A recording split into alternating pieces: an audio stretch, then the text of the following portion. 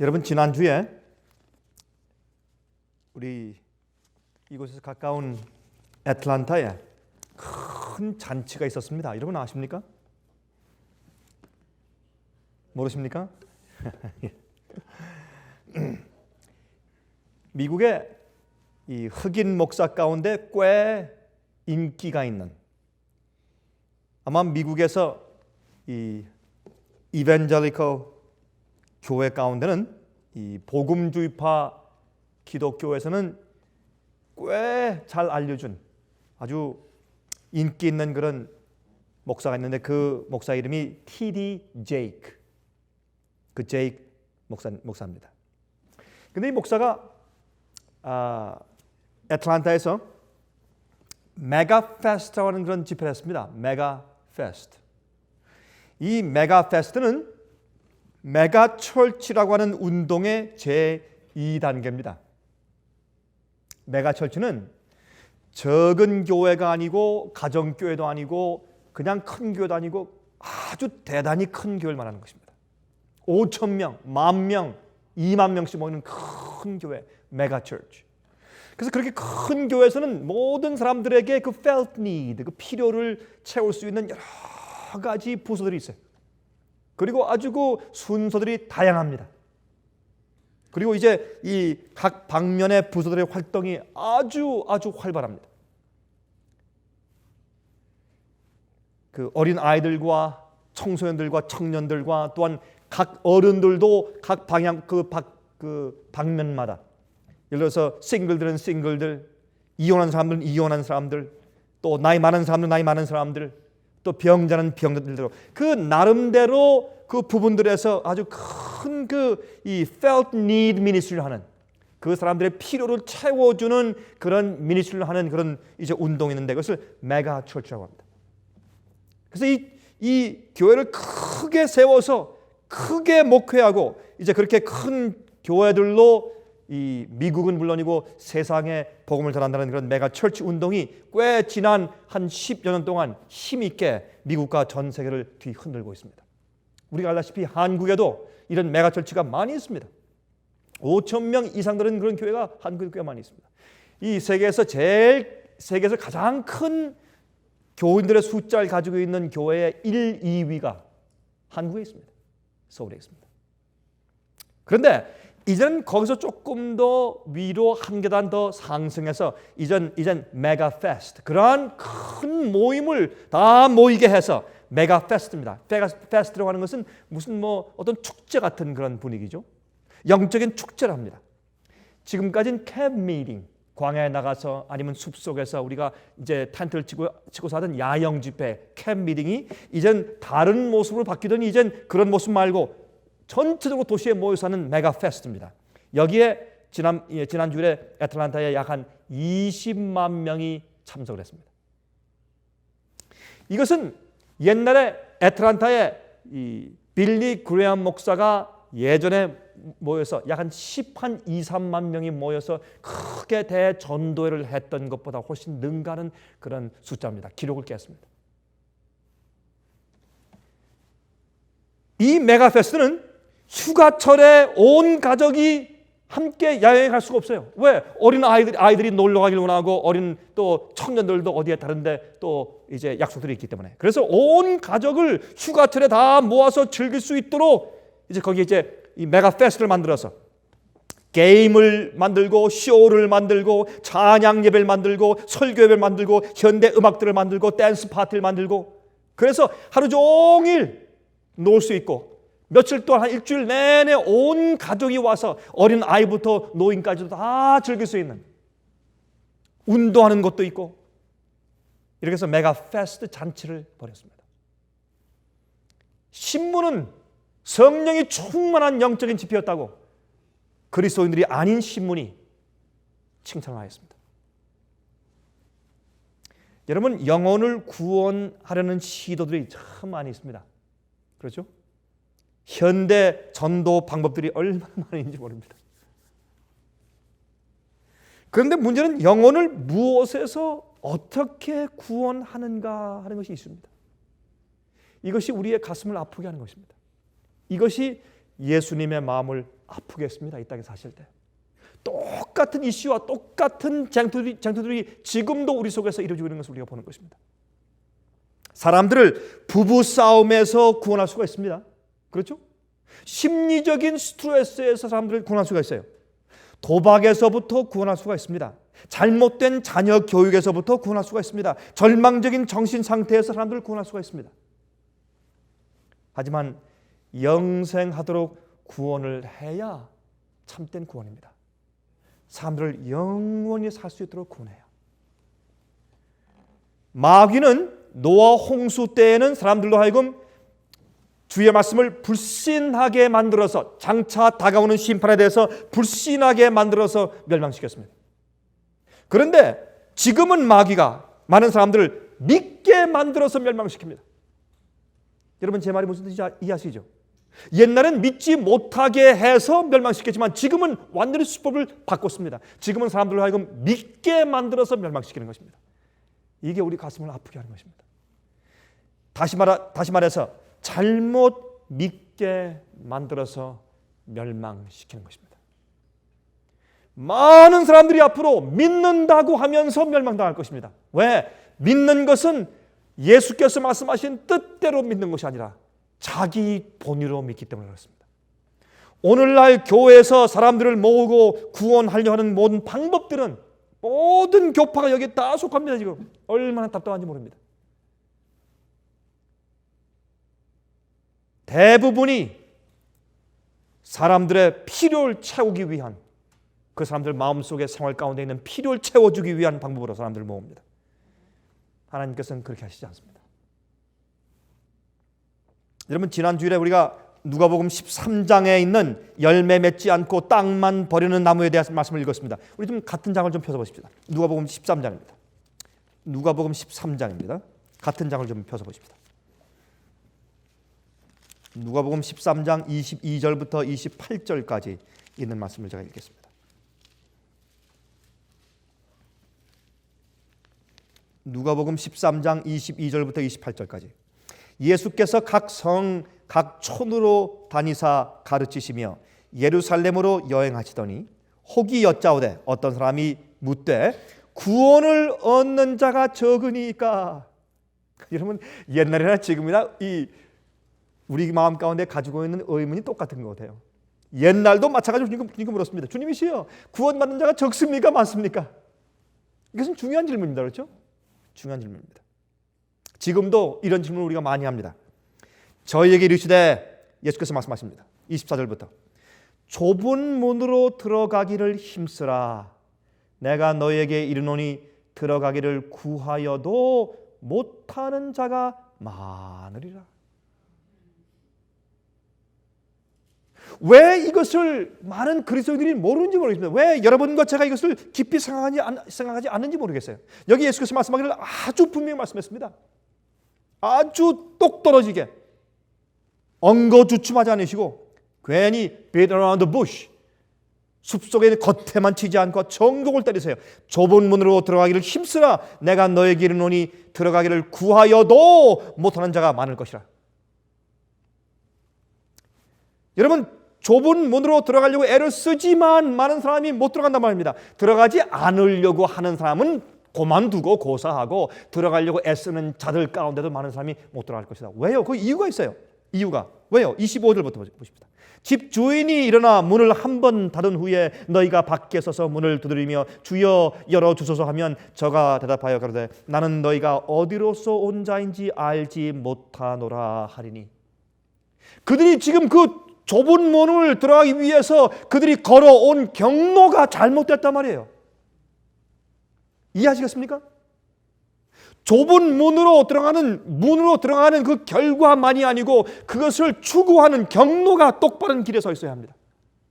그게 진리의 길입니다. 내가 너희가 어디에서 왔는지 내가 모른다. 내가 지정해 준 길이 좁은 문이야. 여러분 성경은 좁은 문을 말씀하시고 또 좁은 길을 말씀했어요. 좁은 길을 걸어서 좁은 문으로 들어가는 것입니다. 다시 말해서 좁은 문으로 들어가기 위해서 좁은 길을 가야 합니다. 실컷 자기 마음대로 넓은 길로 가다가 좁은 문으로 들어가는 것이 아닙니다. 넓은 길과 좁은 길은 그들이 통과하는 문이 다릅니다. 넓은 문과 좁은 문입니다. 그렇지 않습니까? 26절, 그때 너희가 말하되 우리는 주 앞에서 먹고 마셨으며 주는 또한 우리 길거리에서 가르치셨나이다 하나. 이게 참 이상한 얘기죠. 우리가 주님과 함께 먹고 마셨습니다. 우리가 교회 다녔습니다. 우리가 전도했습니다. 우리가 말씀을 들었습니다. 그러나 그들이 어떻게 안 했습니까? 저가 너희에게 일러 가로되 나는 너희가 어디로서 왔는지 알지 못하노라. 행악하는 모든 자들아 나를 떠나가라 하리라. 여기 보니까 첫 번째 좁은 문과 27절의 결론을 말씀하기를 행악하는 것과 관계가 있어요. 그렇죠? 좁은 문으로 들어가는 자들은 행악하지 않는 자들이에요. 예수님과 길거리에서 먹고 마시고 또 춤추며 같이 주님의 가르침을 듣고 살았는데 결국에 좁은 문에 가서 문을 두드리니 문이 닫혔어요. 잘못된 길로 걸어왔습니다. 그때 주인이 말하기를 내가 너희가 어디에서 왔는지 도무지 모르겠다. 행악하는 자들아 내게서 떠나가라. 그것은 하나님께서 말씀하신 진리대로 죄를 버리고 행악함을 버리고 거룩한 생활을 살지 아니했단 말입니다. 28절, 너희가 아브라함과 이삭과 야곱과 모든 선지자는 하나님 나라에 있고 오직 너희는 밖에 쫓겨난 것을 볼 때 거기서 슬피 울며 이를 갈미 있으리라 그랬습니다. 이것은 마태복음 7장의 말씀과 얼마나 똑같은지 모르겠습니다. 쫓겨나서 앞으로 슬피 울며 이를 가는 경험이 있을 것이다. 14장 보십시다. 14장 25절부터 33절까지 14장 25절부터 33절까지 읽습니다. 허다한 무리가 함께 갈새 예수께서 돌이키사 이르시되 물은 내게 오는 자가 자기 부모와 처자와 형제와 자매와 및 자기 목숨까지 미워하지 아니하면 능히 나의 제자가 되지 못하고 누구든지 자기 십자가를 지고 나를 쫓지 않는 자도 능히 나의 제자가 되지 못하리라. 여러분 이게 무슨 말입니까? 여기 말씀하시기를 허다한 무리가 예수님을 따랐다 그랬습니다. 여러분 예수님을 따르는 무리가 점점 숫자가 이제 많아집니다. 100명, 200명, 300명, 500명, 1000명, 2000명. 나중에 예수님께서 이제 보리떡 5개와 물고기 2마리로 이제 먹이실 때 몇 명 모였어요? 예? 5,000명. 근데 5,000명인데 사실은 누구만 5,000명? 남자 장정들만 5,000명.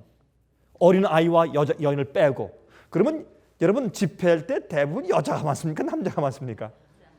여자가 많죠. 세상 어딜 가나 마찬가지. 이거 참 이상해요. 죄는 여자가 먼저 졌고 여자가 남자를 꼬였는데 구원받는 자는 여자가 더 많겠어요. 이게 솔직한 얘기입니다. 어느 나라 어딜 가나 집회는 여자가 많아요. 참 이상해요.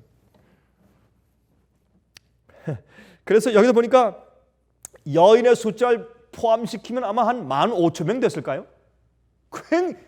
굉장히 메가 처치.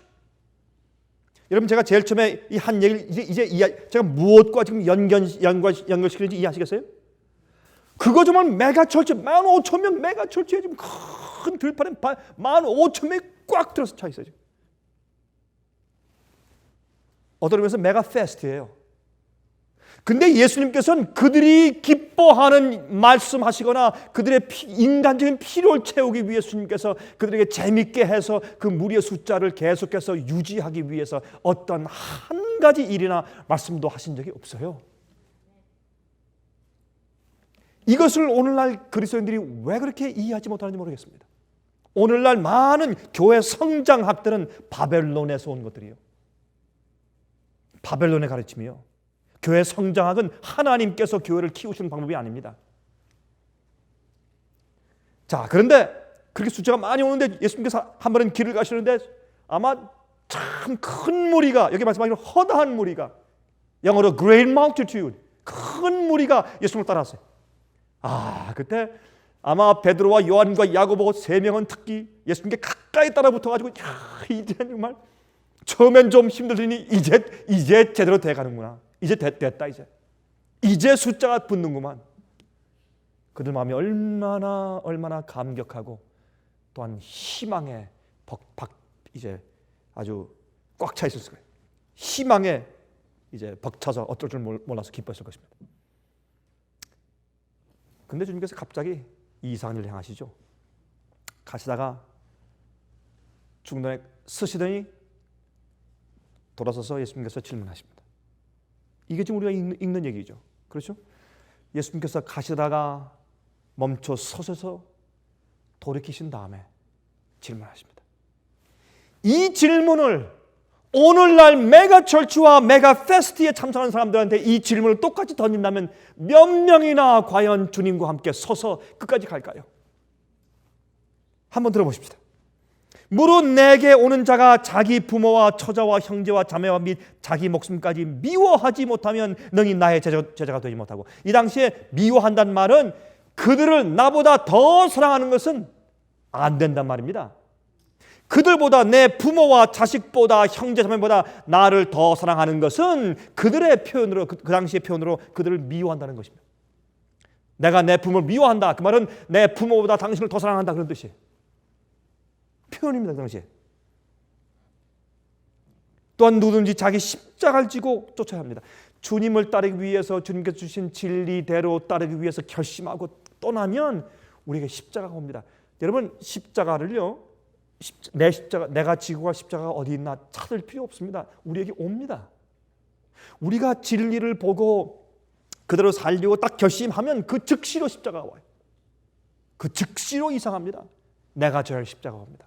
어떤 때는 그렇게 함으로 질시가 오고 조롱이 오고 오해가 오고 따돌림이 오고 비난이 오고 이상한 소문이 오고 직장을 잃어버리는 경험이 오고 사업을 망하는 경험이 옵니다. 우리가 주님을 제일 먼저 어느 것보다 주님을 더 사랑하는, 다시 말해서 내 가족과 부모까지도 미워하는 믿음을 가지고 따르기 시작하면 반드시 십자가가, 내가 질 십자가가 와요. 참 이상해요. 그런데 28절 보십시다. 너희 중에 누가 망대를 세우고자 할진대 자기의 가진 것이 준공하기까지의 족할로 앉아 그 비용을 예산하지 아니하겠느냐? 먼저 너희가 망대를 세우려면 먼저 계산을 좀 해봐라. 얼마 드는지 예산이. 없으면 아예 그만둬라. 29절. 그렇게 아니하여 그 기초만 쌓고 능히 이루지 못하면 보는 자가 다 비웃어 가로되 이 사람이 역사를 시작하고 능히 이루지 못하였다 하리라. 또 어느 임금이 다른 임금과 싸우러 갈 때 먼저 앉아 1만으로서 저 2만을 가지고 오는 자를 대적할 수 있을까 헤아리지 아니하겠느냐. 만일 못할 터이면 저가 아직 멀리 있을 동안에 사신을 보내어 화친을 청할지니라. 이와 같이 너희 중에 누구든지 자기의 모든 소유를 버리지 아니하면 능히 내 제자가 되지 못하리라. 이 소유는 우리가 가지고 있는 모든 것을 의미합니다. 내 마음속에 가지고 있는 내 자신과 모든 것을 의미합니다. 여기 말씀하기를 너희가 나를 따라오거든 너희가 내 제자가 되려면 너희가 져야 할 십자가가 있다. 너희 그건 무엇인지 아느냐? 너희가 왜 날 따라오느냐? 너희가 나를 따라오게 하는 너희로 하여금 나를 따라오게 하는 그 이유가 어딨냐 말이에요. 왜 나를 따르냐 말입니다. 왜? Why you are here? 왜 날 따르느냐? 예수님께서 물으십니다. 너희가 나를 따라오려거든 너희가 가지고 있는 모든 것을 굴복하고 버리는 경험이 없으면 내 제자가 될 수 없다.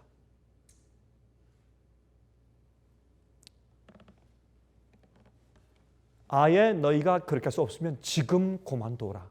왜? 너희가 지금 끝까지 따르려고 애를 쓰다가 나중에 안 돼서 너희 속에는 어떤 것을 포기하지 못해서 돌아갈 때 너희의 낙심함 때문에 다른 옆에 있던 사람들도 다 낙심에 같이 간다. 아예 나중에 나갈 거면 지금 나가라. 지금. 참 냉정하고 쌀쌀 맞은 얘기예요. 이거는. 그렇죠? 얼마나 쌀쌀 맞은 얘기예요. 그러나 주님께서 우리 마음속에 이 구원이 무엇인지, 영생을 얻는 대가가 무엇인지, 예수님의 제자 되는 대가가 무엇인지 처음부터 정확하고 깨끗하게 설명해 주시는 것을 보시는 겁니다. 무엇이 너로 하여금 나를 따르게 이끄느냐 말입니다.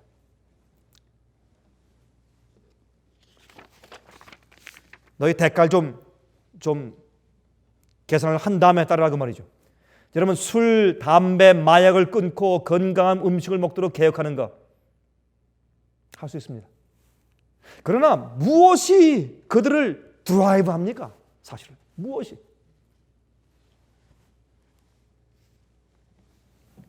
무엇이 여러분과 저를 진리에 남아서 끝까지 주님을 따르게 우리를 드라이브합니까? 무엇이, 어떤 것이 우리를 드라이브합니까? 우리가 이거 잘 살펴야 합니다. 이거 잘 살피지 않으면 나중에 가서 우리에게 에너지가 다 떨어져요.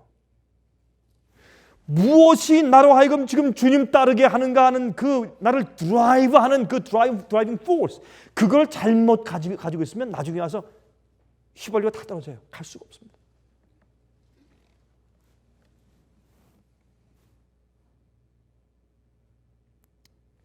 세상에 대한 욕심, 이기심, 자만심은 어떻습니까? 모든 진리에 다 굴복하고 있는가? 이것이 굉장히 중요한 것이죠. 여러분, 계속적으로 진리는 밝아집니다. 계속적으로 밝아지는 진리에 계속적으로 따라가느냐가 우리가 주 앞에 모든 소유를 버렸느냐 버리지 않았는가 하는 것을 결정짓죠. 그렇죠? 계속 따라가는 거예요. 자기 자신을 부인하고 와서 나를 쫓으라. 왜요? 와서 나와 함께 있으라 아닙니다. 와서 나와 함께 있으라가 아니고 와서 나를 쫓으라. 왜? 예수님께서 우리를 계속적으로 어디로 인도하세요. 그래서 성경은 말하기를 마지막 교회가 어린 양이 어디로 인도하든지 따라가는 자라. 어떤 의미에서 성령께서 우리 마음 가운데 매일 말씀하십니다. 매일 말씀하시죠. 아직 내 마음 가운데 그것을 나한테 주지 않았지. 아직 너는 그것을 포기하지 않았다. 아직 내 마음속에 그것을 굴복하지 않았어. 나한테 그것을 좀 줄래? 이런 성령의 음성이 우리 마음 가운데 매일 들릴 수가 있습니다. 진리는 계속적인 것입니다. 구원 얻었기 때문에 즐기자, 기뻐하자, 그것이 아닙니다. 구원은 항상 주님 안에서 유지하는 것인데 그 구원의 역사는 항상 우리를 더 밝은 빛으로 계속적으로 인도해 가십니다. 그게 구원의 경험입니다. 그래서 좁은 문으로 들어가기를 애쓰란 말이에요. 그것은 어떻게 해요? 천국은 침노하는 자의 것이에요. 천국은 싸워서 쟁취하는 것이 사람의 것이에요. 천국을 위해 싸워야 돼. 매일 우리가 매일 드려야 되고 매일 굴복해야 되고. 아니 그렇게 힘든 걸 왜 이렇게 맨날 하게 하십니까? 한번 구원하시고 우리가 구원하셔서 즐겁게 즐기게 하시지. 아닙니다. 우리 마음속에 죄의 문제는 한 번 자른 다음에 끝나는 것이 아니기 때문에요. 진리는 우리를 거룩하게 하는 것입니다. 진리는 내 속에 있는 잘못된 우상과 이기심과 세상에 대한 욕심과 죄를 우상들을 자꾸 나가게 하는 것들입니다. 진리의 빛은 점점 우리 속에서 점점 더 밝게 계속해서 보여주는 것이고 우리 속에 난 뿌리를 잘못된 이 잡초 뿌리를 자꾸 뽑아내고 잡초를 제거하게 만드는 것이 진리의 역할입니다. 그래서 점진적인 진리를 단계적으로 계속해서 이해할 때마다 책을 통해서 테이프를 통해서 말씀 연구를 통해서 누구의 편지를 통해서 사람을 통해서 계속해서 내가 몰랐던 새로운 진리나 더 단계적으로 높은 진리를 계속 듣고 이해할 때 따라가느냐 따라가지 않느냐가 내가 십자가를 지고 무엇보다 주님을 더 사랑하고 내 소유를 주 앞에 다 버렸느냐 아니냐를 결정짓는 것입니다. 주께서 말씀하기를 내가 지금 너를 인도하는 그곳은 어딘지 너희가 지금 잘 알 수 없다. 내가 너에게 지금 이룰 말이 많다. 그러나 너희가 감당치 못하기 때문에 다 말할 수가 없어. 그러나 지금 오늘 나는 내가 오늘 구원받길 바란다. 오늘 내게 내 마음을 달라. 오늘 지금 오늘 내일 말고 오늘 너의 마음을 내게 달라. 오늘 너의 결심을 내게 달라. 오늘 너의 선택을 내게 달라는 것입니다. 내일은 또 내일의 선택을 주 앞에 또 드려야 돼요. 매일매일 주님께서 그때 우리 속에 있는 죄와 잘못된 것을 영원히 살기에 부족하거나 영원히 살기에 불필요하거나 없어야 될 것들을 하나하나 제거하시는데 그것을 한꺼번에 할 수가 없어요. 우리가 감당할 수가 없습니다. 그래서 주님께서 우리를 매일 이끄십니다. 그러므로 결국에 가서 주님께서 말씀하신 대로 내가 다 하겠습니다 라고 지금 결심하지만은 매일매일 살면서 우리 마음이 변할 수가 있어요. 매일매일 변할 수 있고 또 매일매일 우리가 뒤로 물러갈 수가 있습니다. 그러므로 주님께서 어떻게 해요? 우리 요구하시는 것은 오늘, 지금. 그러나 모든 것을 포기하고 나를 따를 자신이 없으면 여러분 계산해 봐라. 그렇게 못 따랐으면 아예 그만두는 게 좋겠다. 내가 널 너무 사랑해서 널 위해 십자가에 돌아가고 너를 구원하기 위해서 내가 모든 걸 다 하고 싶지만 그러나 너의 그 타협 때문에, 너의 한 사람의 타협 때문에 너희 주위에 있는 사람들이 얼마나 많은 큰 해를 입을까. 그것 때문에 내가 가슴 아프지만은 내가 이렇게 말할 수밖에 없다. 그 말씀이십니다. 지금 계산해서 안 되면 그만둬라. 아예 그게 낫겠다. 여러분, 짓다가 중단한 건물들이 뼈대만 앙상할 때 얼마나 보기 흉합니까? 그것이 진리를 따른다고 하면서도 반쯤 따르는 그리스도인들의 모습입니다. 그런 사람들 때문에 많은 사람들이 타락해요. 악한 강도 때문에 사람들이 타락하는 것이 아니고 그렇게 타협하는 중간 정도 헌신한 그리스도인들의 모범 때문에 많은 사람이 부패되고 타락하는 것입니다. 여러분, 이런 연애 편지가 있죠. 당신을 보기 위해서는 가장 높은 산도 넘을 수 있고 가장 넓은 대양도 헤엄쳐 가겠어. 이런 아름다운 말을 다 쓴 다음에 맨 마지막에 PS. 이번 수요일에 비만 오지 않는다면 당신을 만나러 가겠어. 우리 꽤 알려진 연애 편지죠. 우리가 찬송으로, 기도로, 말로 그런 말을 많이 합니다. 주님, 내가 온 마음을 다해서 주님 사랑하고 주님 따르겠습니다. 내게 있는 모든 것을 드립니다. 주께 드리네, 주께 드리네. 사랑하는 주 예수께 모두 드리네. 그런 찬송을 많이 하지만은 그러나 실제 매일의 생활에서 주님께서 우리에게 성령을 통해서 말씀하시는 그 길은 우리가 따르지 않는 것입니다. 어떤 때는 우리의 자만심을 내게 달라고 요구하시고 어떤 때 우리 속에 있는 이기심을 요구하시는데 내 주위에 있는 정말 어려운 자가 당장 필요한데 우리가 도와주지 않으므로 주의 성령의 음성을 거절할 수 있고 주위에 있는 사람이 우리 마음을 아주 거스릴 때 정말 우리가 마지막 핍박을 견디기 위한 성품을 만들기 위해서 그때 자존심을 탁 죽이고 굴복해야 될 때를 굴복하지 않으므로 우리가 주님께서 성령을 통해서 인도하시는 길을 우리가 거절하는 것입니다. 주님을 따르는 것은 좁은 길로 가는 길입니다. 네. 그래서 욥기의 이슈가 뭡니까? 욥기의 이슈는 왜 하나님을 믿고 따르느냐? 그것이 이슈 아닙니까? 왜 주님을 따르느냐? 너희가 나를 왜 따르느냐? 무엇이 너희로 하여금 드라이브 하느냐 말이에요. 무엇이 어떤 것이? 여러분, 요한복음 12장에 예수께서 나귀를 타고 예루살렘에 입성하시는 장면이 나옵니다. 그렇죠? 이때는 나사로를 무덤에서 살리신 이후였기 때문에 큰 무리가 호산나를 외쳤습니다. 호산나. 여러분, 호산나의 뜻이 무슨 뜻입니까? 호산나의 뜻은 우리를 구하소서, save us 그런 뜻이에요. 우리를 구하소서 그런 뜻이에요. 호산나 찬송을 부르면서 우리를 구하소서, 이것은 메시아에게만 바치는 글이에요. 메시아에게 바치는 얘기예요. 호산나, 호산나.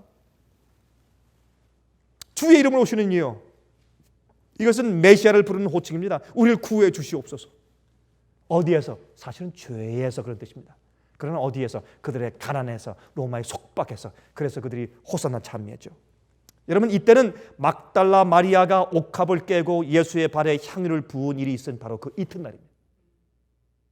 나사로를 무덤에서 살린 지 얼마 안 된 일입니다. 또 마리아가 옥합을 깨어서 예수님의 발에 향유를 부은 지 바로 이튿날입니다. 여러분, 이때에 예수님께서 가시다가 나귀를 아무도 타지 않은 새끼 나귀를 불렀습니다. 이제 그 주인이 그것을 허용했습니다. 예수님께서 그 나귀를 타셨습니다. 왜 이렇습니까? 예수님께서 바로 성경에 예언하신 그 메시아가 당신 자신이고 예수님께서 이 6월절에 어린 양으로 이 땅에 오신 것을 그들에게 알려주시기 위해서 그렇게 하셨어요. 주님께서 일부러 나귀를 탔어요. 여러분, 스가랴서 9장 보십시다. 스가랴서 9장. 말라기서 바로 전에 스가랴서가 있죠. 스가랴서 9장 9절을 보십시오. 이것이 성경 예언이었어요. 메시아에 대한 예언이었어요. 시온에 따라 크게 기뻐할지어다. 예루살렘에 따라 즐거이 부를지어다. 보라, 내 왕이 내게 임하나니 그는 공의로우며 구원을 베풀며 겸손하여서 나귀를 타리니 나귀의 작은 곧 나귀 새끼니라. 여기 메시아께서 오실 때 나귀를 타고 오신다고 예언되어 있어요. 이 예언을 주님께서 성취시키면서 그 무지몽매하고 단단한 마음속에 예수께서 그들이 기대하던 메시아인 것을 알게 하시기 위해서 일부러 나귀를 타셨어요. 여러분, 나귀를 타고 오시는데 지금 엄청난 일이 생기죠. 한번 보실까요? 요한복음 12장 보십시다. 요한복음 12장 19절부터 보십시다. 요한복음 12장 19절부터 읽겠습니다. 바리새인들이 서로 말하되 볼지어다 너희 하는 일이 쓸데없다. 보라, 온 세상이 저를 쫓는도다 하니. 여러분, 사람들이 마음 가운데 예수님을 따를 때 그들 마음속에 있는 인간적인 필요가 채워줄 것이라는 희망이 있는 한 그들은 주님을 쫓았어요. 그러나 그들 마음속에 있는 자기들의 인간적인 필요가 채워지지 않을 것을 이해했을 때 다 떠나고 예수님을 십자가에 죽이라고, 못 박아 죽이라고 소리쳤습니다.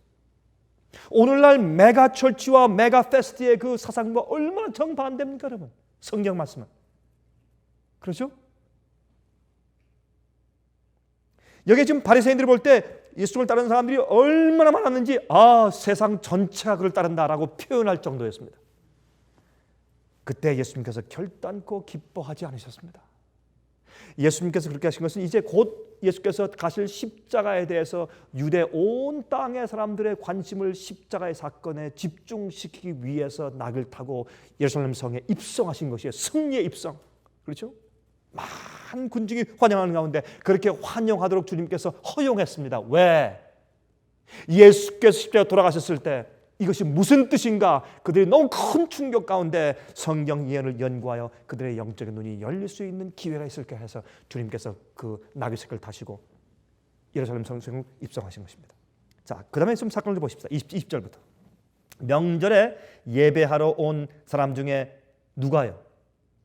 헬라인 몇이 있는데 저희가 갈릴리 벳사다 사람 빌립에게 가서 청하여 그러되 선생이여 우리가 예수를 배웁고자 하나이다 하니 빌립이 안드레에게 가서 말하고 안드레와 빌립이 예수께 가서 여짜온대. 여기 보니까 안드레는 사람들을 전도하는 전도부장이었던 것 같아요.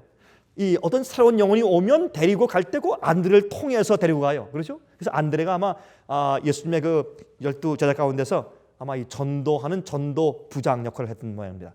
가룟 유다는 회계였죠. 물론 재무였죠. 여기에 이 헬라 사람들이 빌립에게 먼저 온 것은 이 이름 빌립은 헬라 이름입니다. 그래서 아마 이 빌립이 그 당시에 이 헬라계 유대인이었을 가능성도 있고 또한 그가 아마 헬라말을 훨씬 더 유창하게 했을 가능성이 있습니다. 그래서 그에게 왔어요. 안드레와 이제 빌립이 예수님께 왔습니다. 그때 예수께서 말씀하신다. 잘 들어보세요. 23절.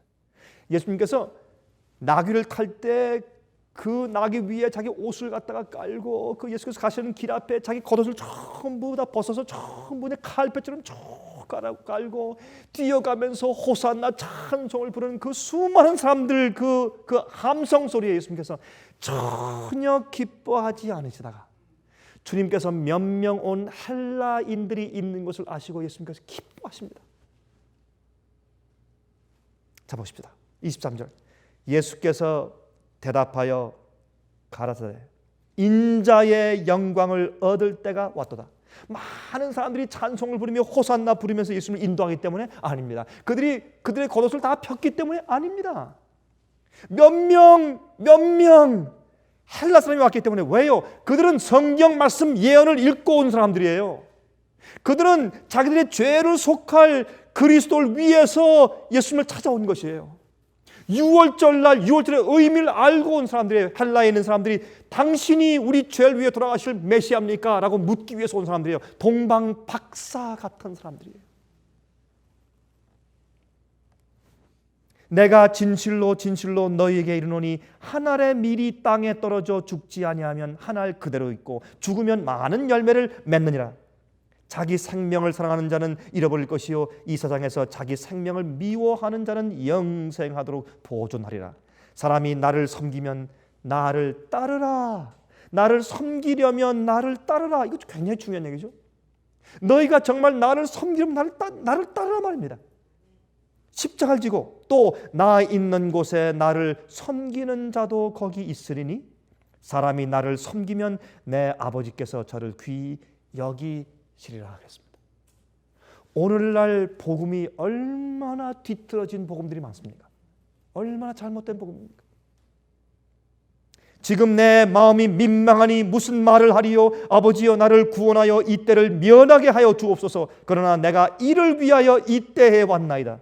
아버지여 아버지의 이름을 영광스럽게 하옵소서 하시니 이에 하늘에서 소리가 나서 가로되 내가 이미 영광스럽게 하였고 또다시 영광스럽게 하리라 하신데 곁에 서서 들은 무리는 우레가 울었다고도 하며 또 어떤 이들은 천사가 저에게 하니 예수께서 대답하여 가라사대 이 소리가 난 것은 나를 위한 것이 아니요 너희를 위한 것이라.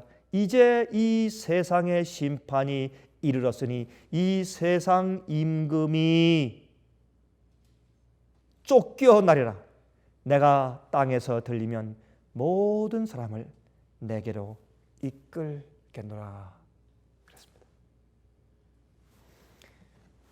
여러분 여기에 있는 그 말씀 가운데 우리 한 가지를 더 이해하고 지나가기 위해서 시편 118장을 잠깐 갔다가 돌아오십시다. 시편 118장 24절부터 시편 118장 24절부터 27절까지 이런 말씀이 있습니다.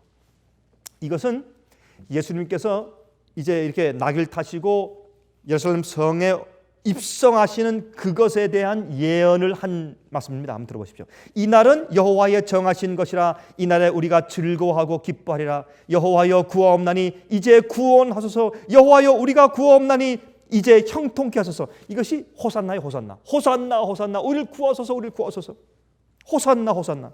여호와의 이름으로 오는 자가 복이 있으며 우리가 여호와의 집에서 너희를 축복하였도다. 여호와는 하나님이시라. 우리에게 비추셨으니 줄로 희생을 어디에?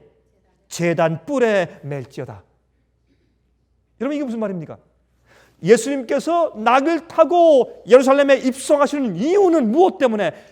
제물이 되어서 유월절 양이 되어서 제단 뿔에 묶여서 타기 위해서 십자가에 우리 죄를 위해서 돌아가시기 위해서 입성하신 것이에요.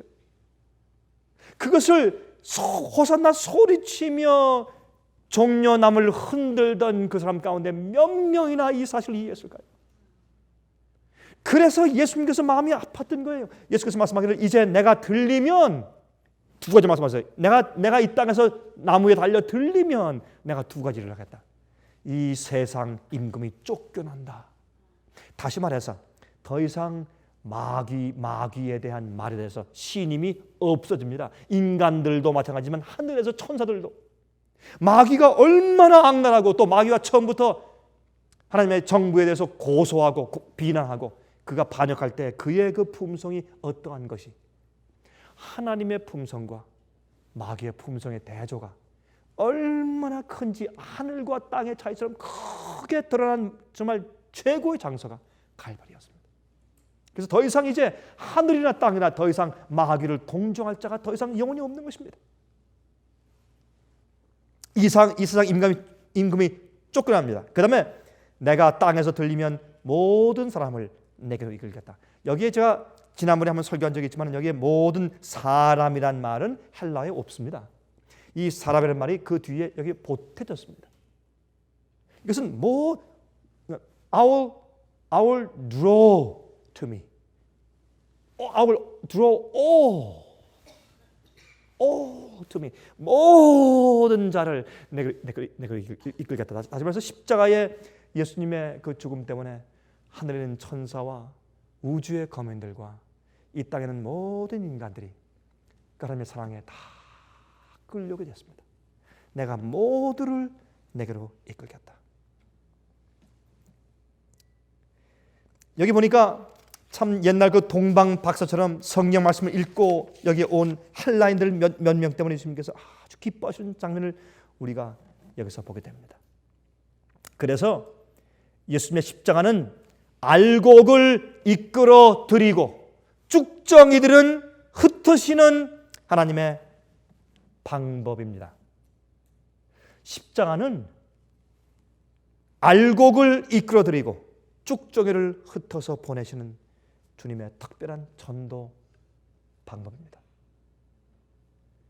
여러분, 십자가를 교회 앞에 다 그려놓고 십자가 앞에 십자가로 하지만 정말 십자가가 나를 예수님께 인도하는 의미가 무엇인지 아는 그리스도인들이 얼마나 적은지 모르겠습니다.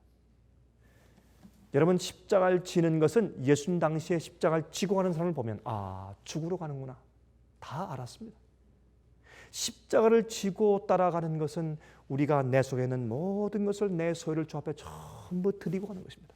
소유를 드린다 그러니까 꼭 돈을 바치는 것으로만 생각하는 사람들이 참 많이 있어요. 그것은 돈을 바치는 것은 예수님께 우리가 바치는 가운데 100분의 1밖에 안 돼요. 그보다 더 중요한 것은 우리 마음입니다. 매일의 선택이에요. 매일의 선택.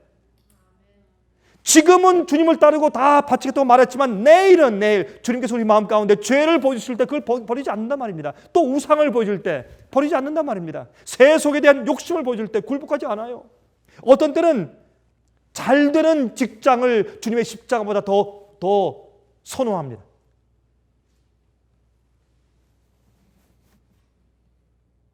십자가를 받는 것은 예수님께서 땅 위에서 들리실 때 주님께로 이끌림을 받는 자들은 자기 죄의 문제를 해결하고 정말 용서의 기쁨과 구원의 즐거움을 바라는 진정으로 통회하는 심정을 가진 죄인들, 자기 인간적인 필요를 느끼고 인간적인 위로를 받기 위해서가 아니고 하늘에 있는 어떤 그런 것들을 기대해서도 아니에요. 자기 마음속에 있는 죄의 문제를 해결하기 위해서 오는 자들만 끌려오는 것입니다. 그리고 정말 주님께 나갈 때 자기 십자가를 지고 끝까지 따라갈 마음이 있는 자들만 따라오겠습니다. 그래서 참된 십자가는 알곡을 이끌고 쭉정을 주님께서 흩으십니다. 십자가는 우리 마음 가운데 진정으로 주님을 따르는 것이 무엇인지 가르쳐주고, 여러분, 십자가는 주님께서 하나님의 아버지의 뜻을 선택하고 주님 아버지의 뜻대로 살기 위해서 모든 것을 포기하되 자기 자신까지도 십자가에 못 박으신 것이 십자가예요. 내 뜻대로 마시고 아버지의 뜻대로 하시옵소서. 그것이 십자가 아닙니까? 그런데 오늘날 십자가는 이건 이렇게 값싼 은혜가 세상에 없어요. 십자가는 어떻게 슬픈 마음을 동조하는 표현이 되어버렸고, 십자가는 그저 대중들을 무조건 구원하는 그런 이상한 십자가로 탈바꿈하고 말았습니다. 그러나 아닙니다. 여러분, 예수님께서 말이죠, 참 진리를 보고 이해한 자들만 이끄십니다. 자기의 죄에서 구원받고 싶은 자들만 이끌려옵니다. 여러분, 예수님께서 진리로 이끄세요. 진리로 이끌림을 받아오는 자들만 구원받습니다. 맞습니까? 진리는 우리 마음 가운데 있는 죄를 환하게 지적해줘요. 진리는 우리를 위로하는 일만 하는 것이 아니에요. 진리는 우리를 밝게 해서 내 속에 영원히 주님과 함께 살지 못하게 하는 모든 것들을 다 밝히 다 드러내서 전부 다 밝혀줘요. 폭로시켜요. 그게 진리예요. 어떤 진리는 우리 마음 가운데 있는 내 속에 있는 정말 이 오장육부까지 전부 빼내서 주 앞에 바치는 경험이, 이 번제 경험이 없으면 그 진리를 받을 수가 없는 것들이 많아요. 진리는 그런 것입니다. 진리는 우리를 거룩해 해서 영원히 살게 인도하는 주님의 방법이에요. 진리는. 그래서 예수님께서 말구유에 탄생했습니다. 무엇입니까? 사람들이 어떻게 저 말구유에서, 어떻게 나사렛에서 그렇게 인간들을 볼 때 너무나 도무지 있을 수 없는 형편없는 그런 가죽으로 쌌어요. 진리를 그 가운데 두셨어요. 그런 거친 돌을 넘어지면서 일어나 또 오고 넘어지고 또 오고 또 오고 끝까지 와서 그런 것 보지 않고 정말 마음속에 진리를 사모하기 때문에, 죄에서부터의 구원을 사모하기 때문에, 죄의 노예가 너무 싫어서 죄의 종된 것 싫어서 해방하고 싶은 진정한 심정으로 나와서 거치는 돌들을 지나서 와서 진리를 붙잡는 자들만 십자가 앞에 이끌려오는 것입니다. 진리로 이끌림 받아오는 사람들. 인간적인 매력을 가지고 이끌지 않으세요. 하나님께서 말이죠, 하늘의 새 예루살렘을 말씀만 하시지 안 보여주세요. 천사도 한 명 안 보이는 눈에. 전 가끔 제가 과거에 그런 생각을 한 적이 있습니다. 아유, 나도 저 빌립이나 베드로처럼 바울처럼 천사를 한 번만 만나서 한 10분만 대화할 수 있다면 내 믿음이 얼마나 좋아질까. 주님께서 말이죠, 우리에게 천사 한 명도 안 보이시고 천사 날개 깃들 하나도 우리에게 안 보여주세요. 하나도. 하늘의 생명강도 안 보여주시고 우리에게 아무것도 안 보여주세요. 인간적인 매력을 가지고 우리를 이끄시지 않으세요. 교회 오면 또 우리 여기에서 메가처치, 메가페스트 너희들이 필요한 어떤 것을 준다 이거 아니에요. 주님은 매정하세요. 어떤 데 볼 때 왜 그렇게 해야 마음속에는 진정한 그들의 삶을 주님께서 아시니까. 그들이 무엇이 그들로 하여금 주님을 따르게 했는지 그걸 아시잖아요. 예수님께서 많은 군중이 따르실 때 돌이켜서 하신 말씀이 너희가 왜 나를 따라오느냐. Why? 그 이유가 어디 있느냐. 그렇게 말씀하셨어요. 좋은 것들을 보여주심으로 우리를 이끌지 않습니다. 그래서 하늘을 감추어 두셨어요. 에덴 동산을 보여주지 않습니다. 또한 두렵게 하거나 무섭게 해서 압박을 주어서 우리를 이끌지도 않으세요. 연옥, 지옥, 불타는 거 영원히 이렇게 해서 우리를 위협을 해서 우리를 이끄시지 않습니다.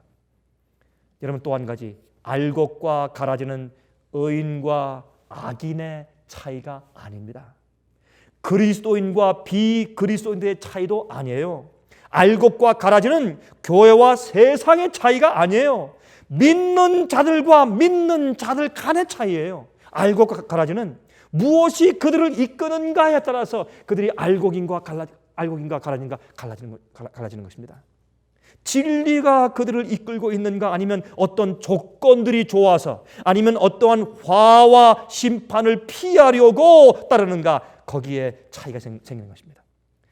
그래서 그런 것들이 우리 속에서 이 폭로되게 하기 위해서 주님께서 핍박을 주시고 위기를 주시고 시련들을 주시고 슬픔들을 허락하시는 것입니다. 그래도 나를 따라오겠니? 이래도 너희가 나를 따르는 이유가 어디 있느냐? 여러분 옛날에 제가 한번 한 이야기지만 듣지 못한 분들에게 꽤 도움이 될까 해서 말씀을 좀 드립니다. 옛날 여러 해 전에 오하이오 주의 한 작은 마을에 젊은 목사가 있었습니다. 이 목사가 열심히 목회하고 있었습니다. 근데 이 목사가 제임스 바운하우스 목사님을 그 교회에 초청을 했습니다. 그래서 이 바운하우스 목사님이 그 교회에서 주말 부흥을 하기 위해서 갔습니다. 근데 첫날 가서 이제 교회 가보니까 사람들은 다 모여서 그 교회가 꽉 찼는데 목사가 없어요. 목사가. 아니 그럴 수 있습니까? 목사가 있어야 될 거 아닙니까? 목사가 없어요. 교회 가서 보니까. 근데 시간이 됐는데 목사가 안 옵니다.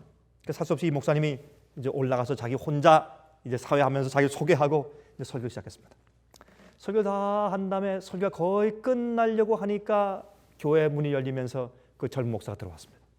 들어오더니 조용히 살균사람 기어서 저 옆으로 돌아와서 나중에 이제 교회 이제 강도산 뒤에 올라와서 뒤에 의자에 이제 앉았습니다. 설교가 다 끝났습니다. 기도가 끝났습니다. 그리고 이제 이 바운하우스 목사님과 이 젊은 목사 같이 함께 이제 목사실로 들어갔습니다. 들어가면서 이제 바운하우스 목사님이 물었습니다. Everything's alright with you? 다 괜찮습니까? 그때 이 젊은 목사가 그 의자에 푹 주저앉으면서 눈물을 떨구었습니다. 그러면서 말했습니다. 목사님, 왜 하나님께서 이렇게 불공평하십니까? It's so unfair.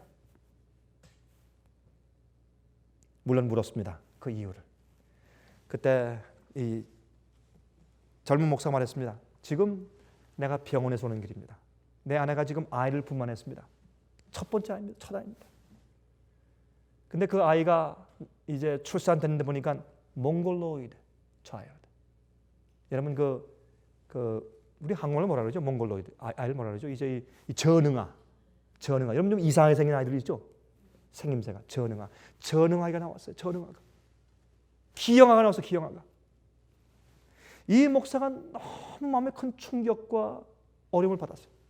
내가 내 아내와 함께 세상의 번영을 성공을 다 팽개치고 내가 신학 가서 내가 공부한 데 와서 이렇게 목회를 이렇게 헌신적으로 하고 있는데 주님께서 어떻게 우리를 이렇게 취급할 수가 있겠는가? 그때 박한 하우스 목사님 말했습니다. 내가 참 당신에게 어떻게 위로할 말이 없습니다. 하지만 한 가지 이해하십시오. 모든 것은 주님의 섭리입니다. 우리가 주님의 뜻대로 살려고 마음을 바친 한 우리 생애 가운데 우연은 없습니다. 모든 것은 주님께서 허용하기 때문에 생기는 섭리로 받으십시오. 한참 대화 후에 이 전 목사가 그걸 받았습니다. 알겠습니다. 내가 믿겠습니다. 그리고 이제 부인한테 갔습니다. 병원에 가니까 부인이 남편을 보고 여보 우리 아이를 좀 데리고 좀 와주세요. 우리 아이를 간호원들이 우리 아이를 내게 가져오지 않습니다. 왜 그런지 모르겠어요. 내가 아이를 좀 보고 싶은데 아이 좀 데리고 오세요. 아이를. My baby. 그때 이 목사가 그 부인의 손을 붙잡으면서 여보 하나님께서 우리를 축복하셨어. 물론이죠. I know. 우리를 축복하셨죠. 빨리 내 아들을 좀 보고 싶어요. 하나님께서 우리를 축복하셨는데 몽골로이드 아들을 주심으로 축복했어. 여보.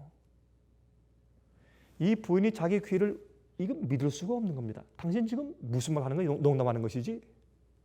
아니야 여보. 하나님께서 우리에게 몽골로이드 아이를 주심으로 축복하셨어. 이 부인이 깜짝 놀랐습니다. 이 부인과 이 남편은 또 부둥켜 안고 울고 있었습니다. 이 부인도 여보 알겠습니다. 나도 당신처럼 하나님께서 이 몽골로이드 아이를 주신 것은 우리를 축복하신 것으로 내가 받겠습니다. 이때 말이죠. 그 병원에 그 당시에 교환수가 있었습니다. 교환수가 그 소문을 듣고서 굉장히 좋았습니다. 이 사람은 무신론자였어요. 마음속에 이렇게 생각했습니다.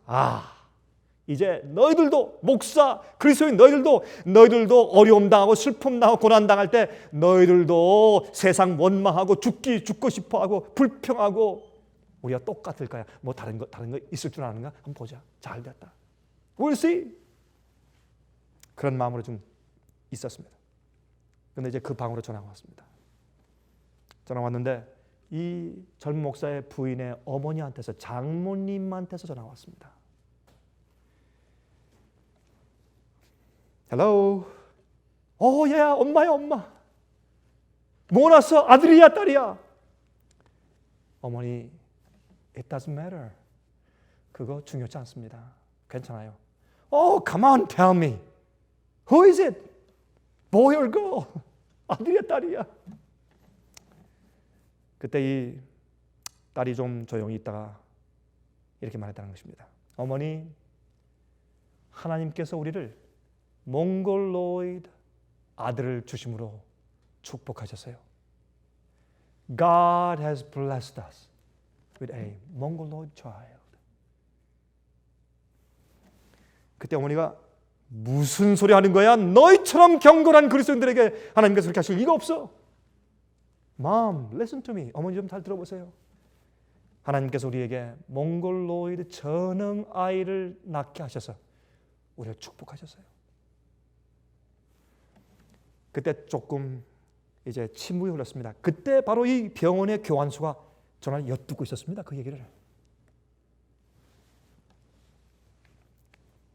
조금 있다가 저쪽 전화 끝에서 이제 음성이 들려왔습니다. 그 어머니가 떨리는 음성으로 그래, I believe God has blessed you with a Mongoloid child. 그래, 딸아, 하나님께서 너희들에게 몽골로이드 아이를 주심으로 축복하신 것을 I believe. 나도 믿는다. 나도 믿는다. 이 얘기를 들은 이 교환수가 말이죠. Come on! 너희가 인간이야? 좀 소리를 좀 지르고 불평하고 좀 울고 좀 그렇게 말 좀 해봐. 이게 도대체 너희가 도대체 사람이냐 사람? 이런 생각을 했다는 겁니다. 그 다음 날 주말에 이 목사님이 여전히 교회에 서서 설교하려고 할 때 그 교회가 그 전보다 더 교회가 꽉 찼어요. 보니까 그 병원의 의사들과 간호원들과 그다음에 그 병원의 교환수까지 그 뒤에 와서 다 앉아 있었습니다. 왜요? 몽골로이드 아이를 주시면서 주님께서 그 교회를 축복하셨습니다. 십자가를 지고 따르는 사람들은 축복의 종류가 달라요. 하나님을 따르는 목적이 다르고 무엇을 기대하는지가 종류가 다르고 무엇이 우리를 주님을 따르고 진리를 따르게 이끄는지 무엇이 우리를 드라이브하는지 종류가 다릅니다. 여러분, 알곡과 쭉정이가 교회 안에서 갈라지고 있어요. 지금 온 세상이 갈라지고 교회 안에서 갈라지고 사람들이 물었습니다. 주님이시여 구원받는 자가 적겠습니까? 예수께서 말씀하기를 좁은 문으로 들어가려고 힘쓰라. 들어가려고 애써도 들어가지 못하는 사람들이 많을 것이라. 왜? 그들 마음속에 있는 그들의 소원이 다르기 때문에, 그들의 동기가 다르니까, 의도가 다르니까, 무엇이 그들을 이끄는가 하는 이유가 다르기 때문에 진리로 이끌림 받는 자들 되시기를 제가 간절하게 기도합니다.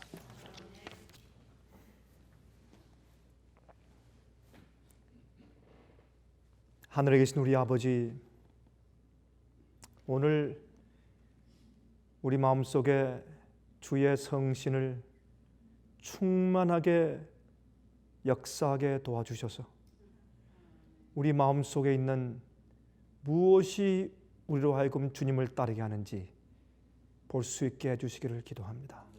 진리로 저희를 정결케 하시고 진리로 우리 마음속을 밝혀주셔서 우리가 이 세상의 어떤 것들도 다 미워하며 모든 소유와 우리 것들을 주 앞에 굴복하고 주님을 따르는 일이 가능케 해 주시옵소서. 우리 마음속에 주님을 향한 사랑이 너무 커서 우리가 포기하지 못할 것이 아무도 없게 해 주시옵소서. 주의 성령으로 저희 마음속에 부어주심으로 그 일을 가능케 해 주시기를 간절히 기도합니다. 타락한 우리의 마음과 죄의 속성들이 결단코 우리를 지배하지 못할 정도로 매일매일 주님 십자가 지고 매일매일 우리 십자가 지고 주님 따라갈 수 있도록 축복하여 주시옵소서. 자비하신 하늘에 계신 아버지시여, 이 세상에 정말 진리에 이끌림 받아서 올바로 주님을 믿고 따르는 영혼들이 그래도 각 곳에 흩어져 살고 있을 것을 합니다. 또 우리가 많이 봅니다. 주여 도와주셔서 이런 영혼들을 주님께서 다 모셔서 마지막 남은 교회로 세우실 때 우리 모두를 그곳에 한 일원되어 설 수 있도록 축복하여 주시길 기도합니다. 주여 그런 영혼들이 많이 생기게 해 주시옵소서. 정말 복음이 무엇이고 주님을 따르는 것이 무엇인지 제자의 대가가 무엇인지 다 깨닫는 자들 많이 생기게 축복하여 주시옵소서. 주여 우리의 가는 길을 주님께서 한 걸음 한 걸음 인도하실 때마다 우리가 기꺼워 즐거운 마음으로 따라가게 도와주시기를 예수 그리스도의 귀하신 이름을 의지하여서 간절히 기도합니다. 아멘.